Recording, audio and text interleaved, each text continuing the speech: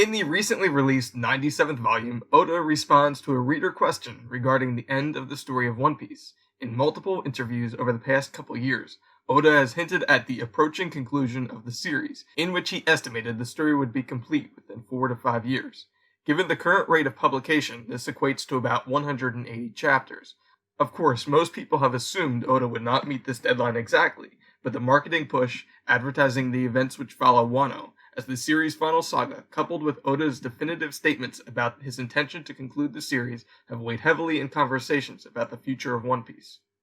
In the Volume 97 SBS, a reader asks for Oda to confirm the veracity of his interview statements, and his answer has, to the surprise of no one, precipitated some pretty heated discussion. So I just want to weigh in with my opinion or interpretation of this statement. Keep in mind I'm approaching this with no knowledge of the Japanese language, so I'm not offering my own translation of Oda's words, only what I believe this means for the story beyond Wano.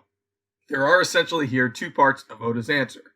First, he clarifies that his past statements meant the most exciting part of Luffy's adventure, culminating in the discovery of the treasure One Piece, will be complete within 5 years.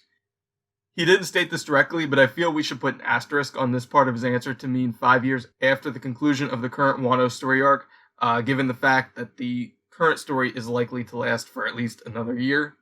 Oda goes on to state that beyond Wano, he's going to draw the biggest war to date in the world of One Piece.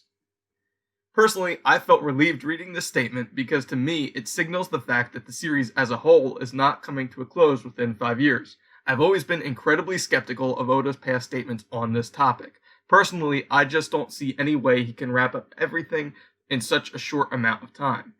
Significantly, I believe there are two major parts of the story remaining. I think that is both clarified and confirmed by Volume 97. Regardless of the translation, it's clear that the mystery of what is the One Piece will be answered in 5 years. Oda refers to this as the most exciting part of Luffy's adventure, but it's important to remember the fact that the story must continue beyond the discovery of the treasure which was left behind by Joy Boy 800 years ago to fulfill a very particular purpose. Roger was a dying man when he reached Laugh-Tale, and the pieces needed to challenge the world were not yet in place. He thus decided to disband his crew, turn himself in to the world government, and use his final words to initiate the great era of piracy, inspiring a successor to inherit his will and rediscover One Piece. Whitebeard echoed Roger's words at the Battle of Marineford, where he warned that the whole world will be turned upside down when someone who inherits the will of Roger discovers the treasure, which will be the catalyst for a war of epic proportion. It's important to note that discovery of One Piece initiates the final war, so barring the Straw Hats proceeding directly from Wano to the final island, it's impossible for this conflict to begin immediately following the current story arc.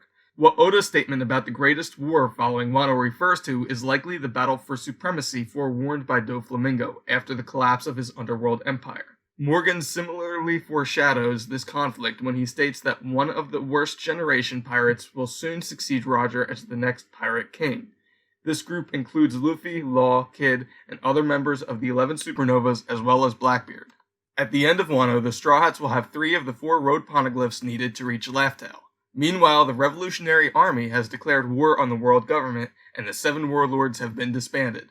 All of the worst generation members, aside from Bonnie and Rouge, have now been present in at least one major story arc. With the fall of Kaido and potentially Big Mom, the only major player left in the New World not part of this generation, and likely the one guarding the final road poneglyph, and thus the path to One Piece, will be red-haired Shanks. We will thus likely see a struggle between the Straw Hats and other members of their cohort, culminating in the discovery of the treasure, the key to bringing the dawn of the New World, by the one destined to inherit Roger and Joy Boy's will.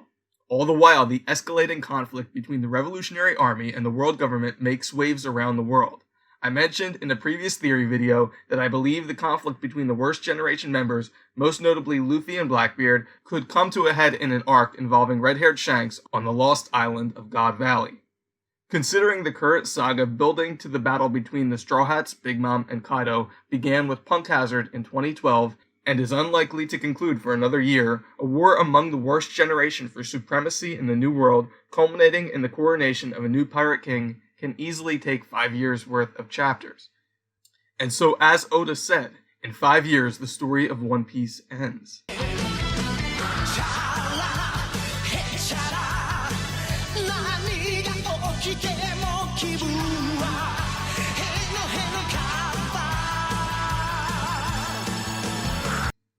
but not the publication of the series. So what I told you was true, from a certain point of view. Despite the huge scale of the One Piece world, which features hundreds of characters, each with their own story, the central narrative arc, even in the most dramatic moments, has been focused on the Straw Hat Pirates on their epic adventure along the Grand Line in pursuit of the legendary treasure One Piece. Every action taken by Luffy and crew has been in pursuit of that goal. All the world building has really just been a backdrop for the adventure. And so when the treasure is discovered and Luffy becomes the Pirate King, the narrative will fundamentally be shifted. Once the mystery of One Piece is answered, a new question will be asked. What must the Pirate King, the person in the world who has maximized freedom, then do with the will, power, and responsibility they have inherited? Luffy's fun adventure in pursuit of an impossible dream will be complete. Laugh Tale is the point of apotheosis in Luffy's hero's journey, beyond which he will need to now shoulder the burden of history, as Whitebeard foretold, and complete that which Roger could not, bringing the light of the new dawn. The last phase of the mythic hero's journey is the return voyage from the special world, here rendered as the Grand Line, the world of pirates.